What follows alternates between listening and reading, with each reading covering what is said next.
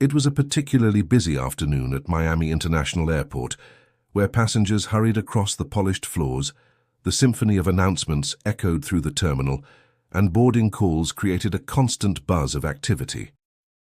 Sophia Ramirez moved with practiced grace through the crowded gate area, her perfectly pressed burgundy uniform drawing occasional glances from travelers. The golden wings pinned to her lapel caught the light as she greeted passengers with a warm smile and fluent English tinged with just a hint of her native Spanish accent. Sophia had been with Horizonte Airlines for 15 years, starting as a flight attendant straight out of college and working diligently through the ranks. Though her current position as CEO meant she typically spent her days in boardrooms and executive meetings, she made it a point to work frontline shifts once a month. Stay connected to the heart of the operation, her mentor had advised years. Jerez and Sophia had taken those words to heart. Today was one of those rare days. As she checked boarding passes at the gate for Flight 247 to Chicago, her friendly demeanor and efficiency kept the line moving smoothly, despite the afternoon rush. Most passengers responded with polite nods or brief thanks, too preoccupied with their own travels to notice the subtle authority with which she carried herself. Sophia's warm smile and efficient demeanor stood in stark contrast to a group of business travelers gathered near the priority boarding lane. Their tailored suits and designer luggage marked them as frequent flyers who expected preferential treatment. Their voices carried over the ambient noise of the terminal as they huddled together, occasionally glancing toward the gate. "Can you believe they still haven't called priority boarding?" one of them complained, checking his expensive watch for the third time in 5 minutes. "This airline gets worse every year." "What do you expect?" another replied with a smirk, nodding toward Sophia. "Look at who they're hiring these days." Woman in the group rolled her eyes. "I know, I bet she can barely speak English. Probably got hired to fill some diversity quota." The man with the watch, Thomas Jenkins, CEO of a Fortune 500 company, scoffed audibly. "This is what happens when companies prioritize being politically correct over quality service. I've been flying first class for 20 years, and I've watched standards plummet." His colleague, Rebecca Stone, a marketing executive draped in designer clothing, nodded in agreement. "Absolutely. My assistant tried to book me on a different airline, but everything else was full. I told her next time I'd rather drive than deal with this." Sophia overheard their comments as she processed boarding passes, but her expression remained unchanged. Years in the industry had taught her to handle such remarks with grace and professionalism. For her, ensuring all passengers had a pleasant and safe journey was what mattered most. As priority boarding was finally announced, the group moved forward, brushing past other waiting passengers with an air of entitlement. When they reached Sophia, Thomas barely glanced at her as he thrust his boarding pass forward. "Buenos dias," Sophia greeted with professional courtesy. Thomas exchanged looks with his companions. "English, please," he said slowly and loudly, as if speaking to someone who couldn't understand. "We're in America." His friends snickered behind him as Sophia smoothly switched to perfect English. "Of course, sir. Have a pleasant flight." She scanned his boarding pass and directed him to the jet bridge, maintaining her composure despite the rudeness. A middle-aged couple standing nearby frowned at the exchange, the woman whispering to her husband, "How rude." She was just being polite. Once on board, the group settled into their first-class seats, continuing their commentary just loudly enough for nearby passengers and crew to hear. "Did you see how she looked at me?" Thomas said, loosening his tie. "These people always have an attitude. They should at least make sure the ones working the premium cabins speak better English," Rebecca added, arranging her designer bag under the seat. "I'm paying too much for this kind of service." Another member of their group, David Linton, ACUT finance executive with salt and pepper hair, chimed in. "It's the accent that bothers me. If they're going to work with the public, they should at least try to sound more American." A young flight attendant named Miguel, who was stocking the galley, nearby tensed at their remarks. His hands trembled slightly as he arranged the glassware, clearly affected by the prejudiced comments that hit close to home. As Sophia boarded the aircraft for her role as senior cabin crew for this flight, she noticed his discomfort immediately. The slight hunch of his shoulders, the tightness around his eyes, signs she had learned to recognize from her own early days dealing with discriminatory passengers. "Everything okay, Miguel?" she asked quietly, stepping into the galley. "Just some difficult passengers," he whispered, nodding discreetly toward the group in first class. "They've been making comments about, you know." He gestured vaguely, uncomfortable even repeating what was said. Sophia patted his shoulder reassuringly. "Don't worry. Focus on doing your job well. That speaks louder than any words." Her calm confidence seemed to transfer to him, his posture straightening slightly. "How do you not let it get to you?" he asked, genuine curiosity in his eyes. Sophia arranged a tray of welcome drinks with practiced efficiency. "My abuela always told me, your dignity isn't determined by how others treat you, but by how you respond. Besides," she added with a slight twinkle in her eye, "assumptions often say more about the person making them than about their target." As the boarding process continued, Sophia supervised the cabin preparation with practiced efficiency. When she approached the first-class section to check on preparations, the same group of business travelers barely acknowledged her presence too, engrossed in their pre-flight drinks and conversation.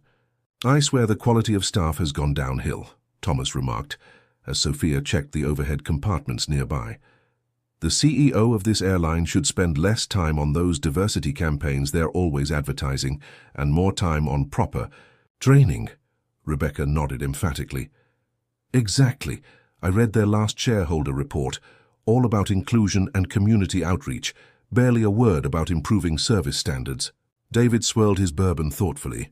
"My firm almost invested in their stock last quarter. Glad we didn't, looking at how things are run."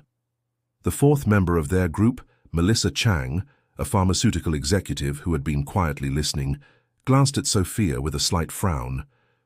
Unlike her companions, she seemed somewhat uncomfortable with the direction of the conversation, though not enough to speak up against it.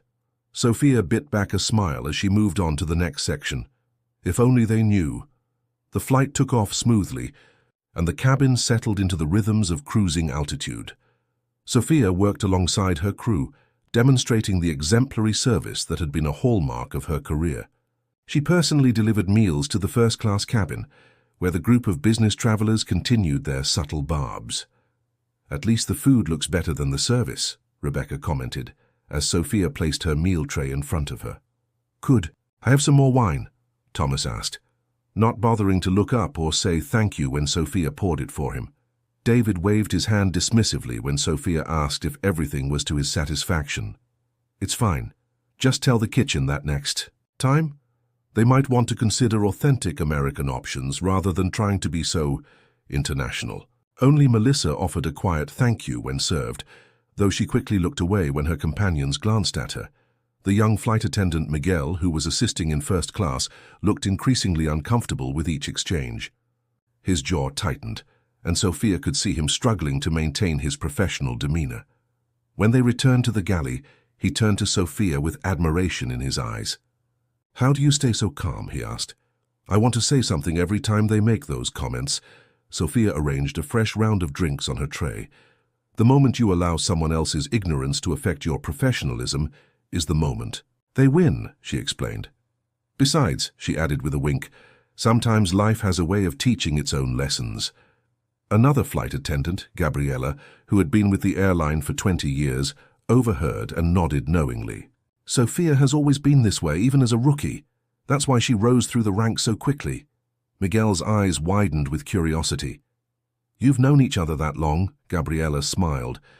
"Long enough to know that Sophia could teach these passengers a thing or two about class and professionalism, if she wanted to." Sophia shook her head slightly, a silent request not to say more.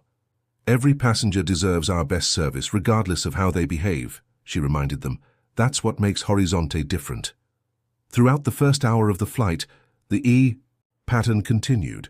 The business group's demands became increasingly specific and their tone more condescending.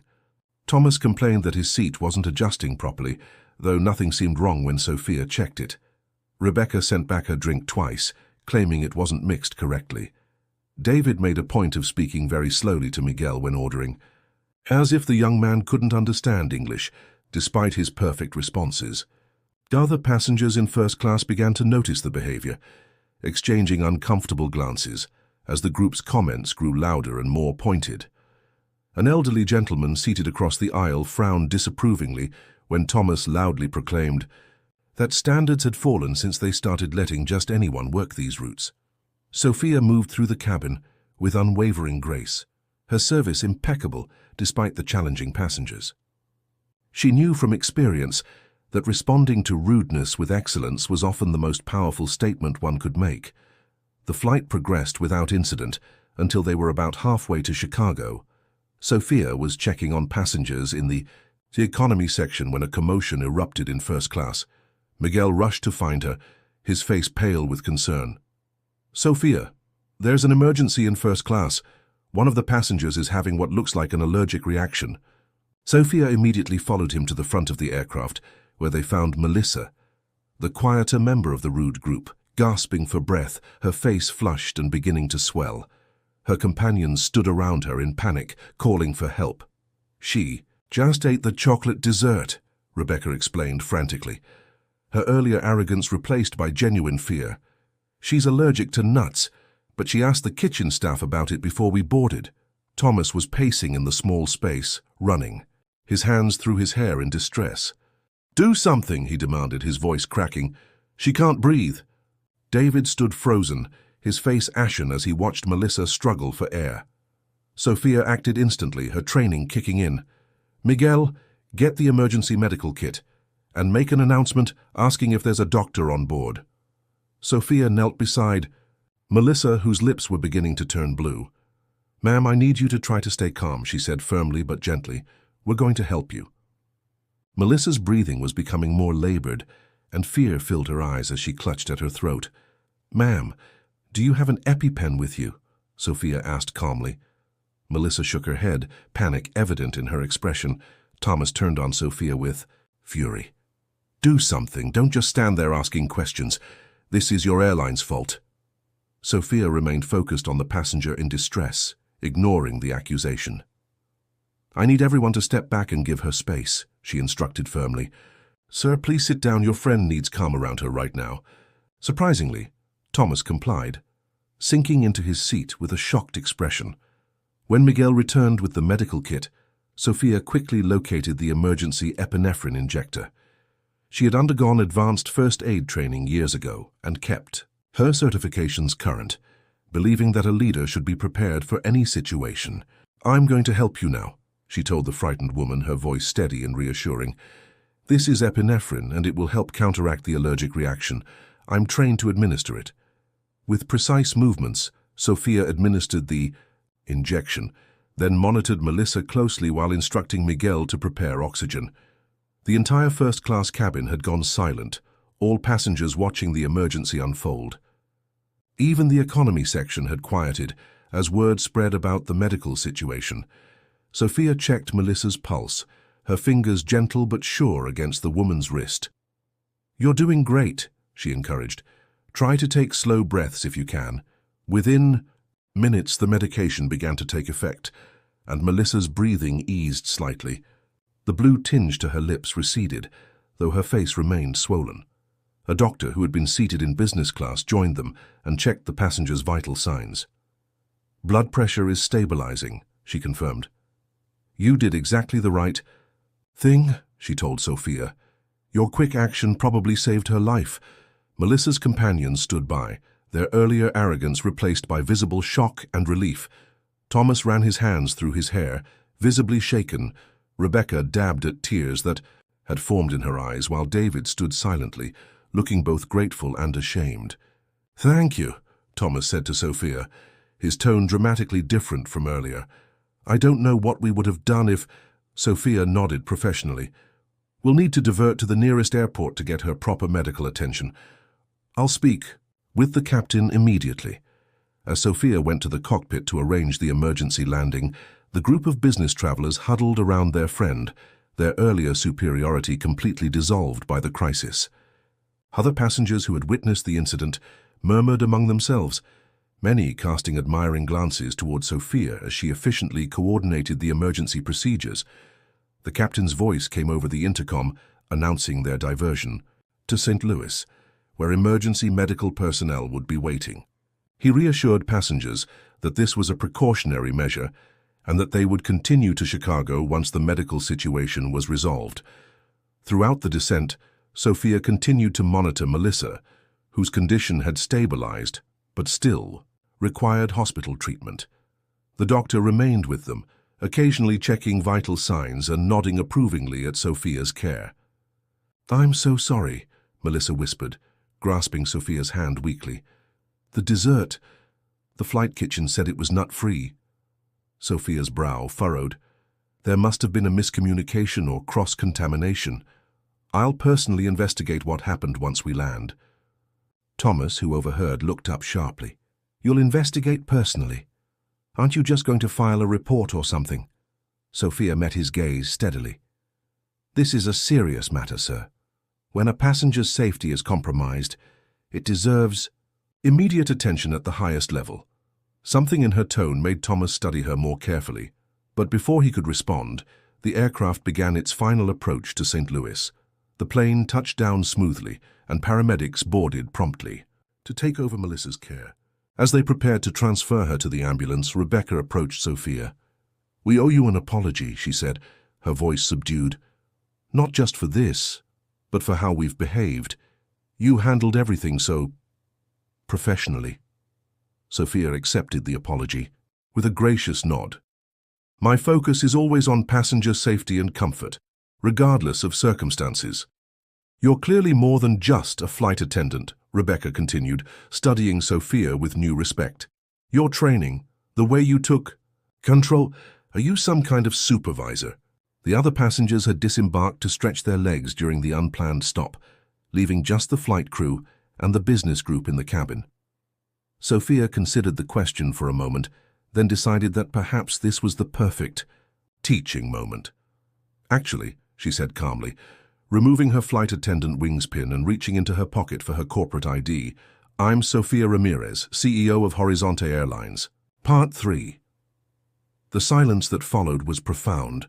The group of business travelers stared at Sophia in complete disbelief, their expressions shifting from confusion to shock as the realization sank in. "You're the CEO?" Thomas stammered, his face paling.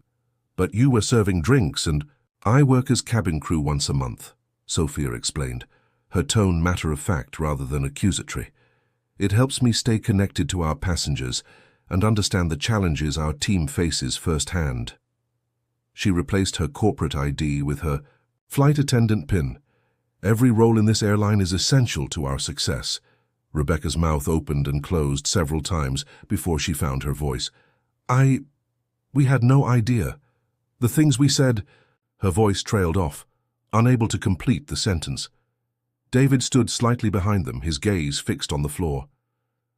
"About the diversity initiatives," he began, clearly remembering his earlier criticisms, "are something I'm deeply proud of." Sophia finished for him.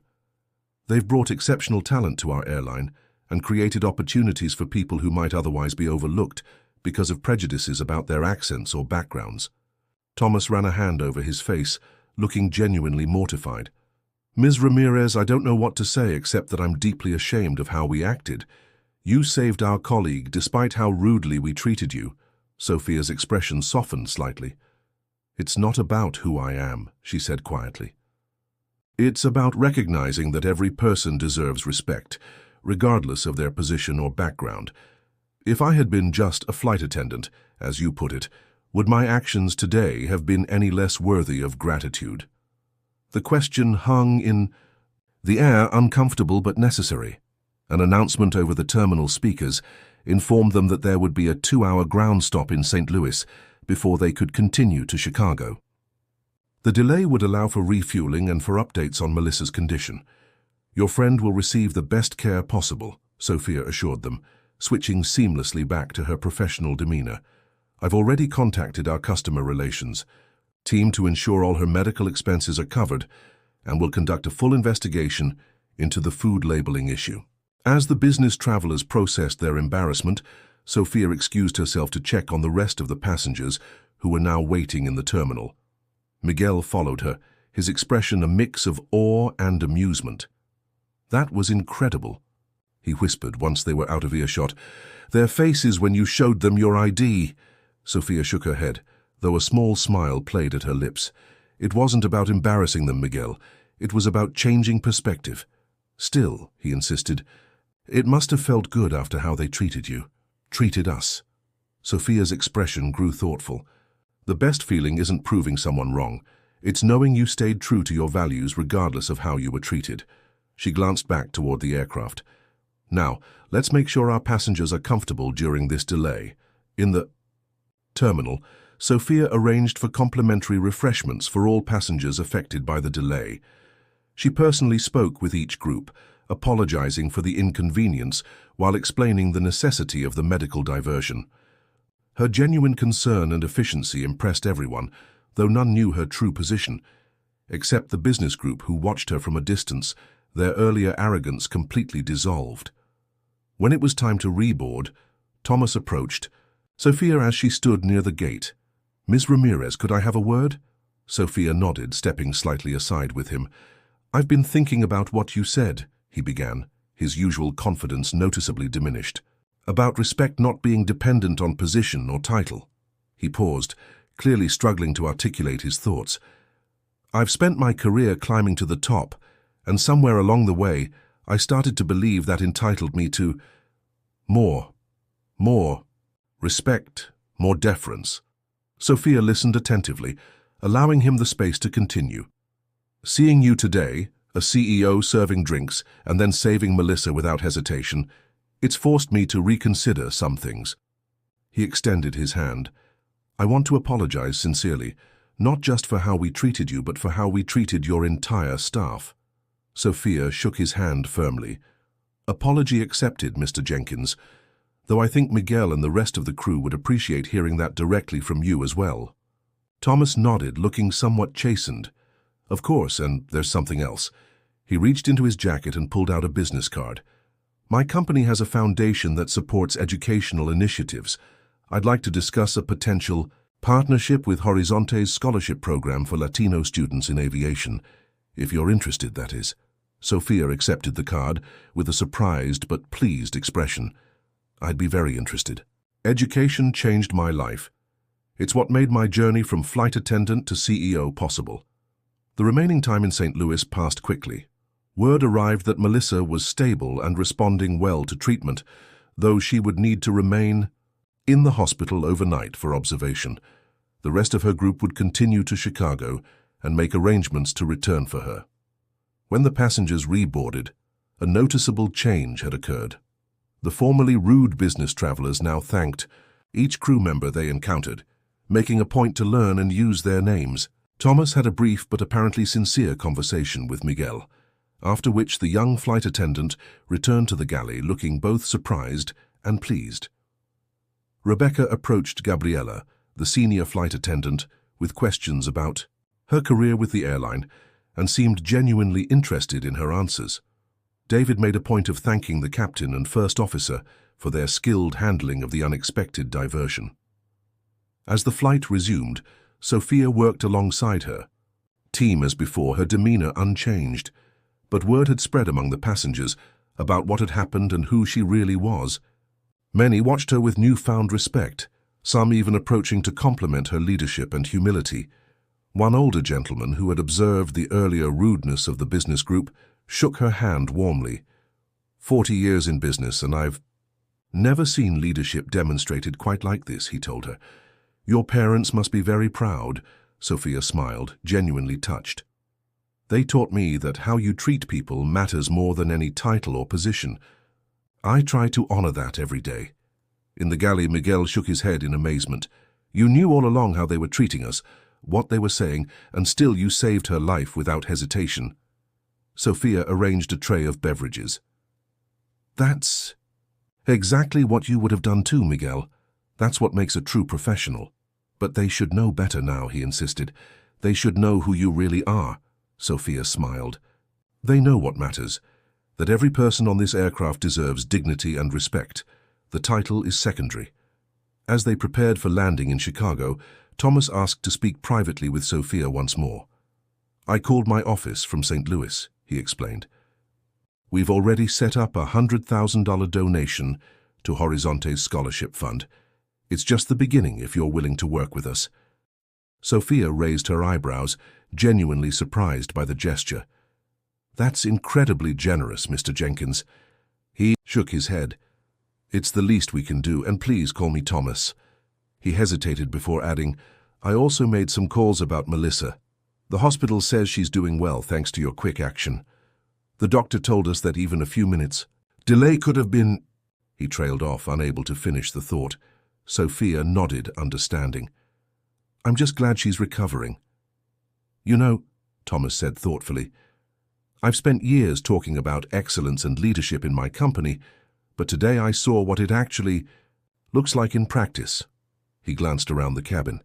"Your team respects you not because of your title, but because of who you are and how you lead. That's something money can't buy." The plane touched down smoothly in Chicago, and passengers prepared to disembark. As Sophia stood by the exit, thanking each person as they left, the business group approached one final time. Rebecca handed her a small envelope. "It's a note for Melissa, explaining what happened after she left. And," she added with genuine emotion, "it's also our thanks to you for teaching us something we clearly needed to learn." David, who had been the quietest since the revelation, finally spoke up. "My daughter is in college right now, trying to decide on a career path. I'm going to tell her about you, about what real leadership looks like.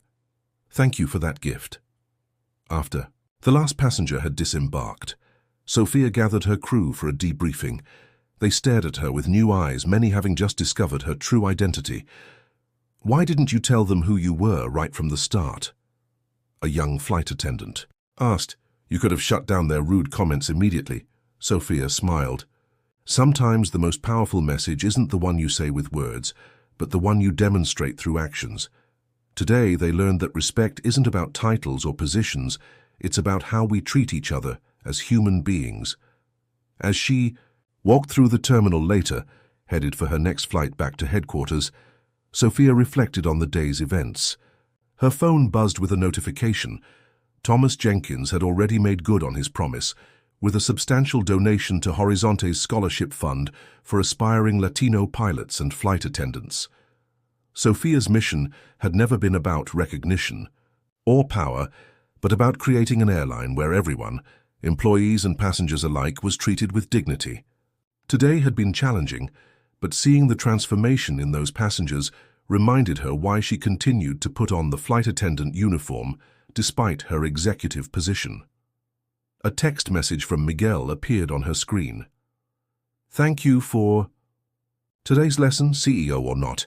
You're the best leader I've ever worked with." Sophia smiled to herself as she continued through the bustling airport. True change, she knew, didn't come from confrontation or shame, but from moments like these, when people saw beyond their biases to recognize the humanity in others.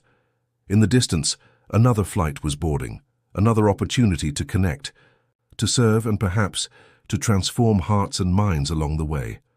Sophia's story reminds us that true leadership isn't about titles or authority, but about dignity, respect, and service to others. Her ability to rise above prejudice and discrimination not only saved a life but changed perspectives in ways that confrontation never could. Have you ever witnessed someone respond to discrimination with extraordinary grace? Or perhaps you've had your own assumptions challenged by someone who exceeded your expectations? Share your story in the comments below. If you enjoyed this video, don't forget to like, share, and subscribe for more inspiring stories that remind us of our shared humanity. Together we can build a world where people are valued for their character, not judged by appearances or assumptions.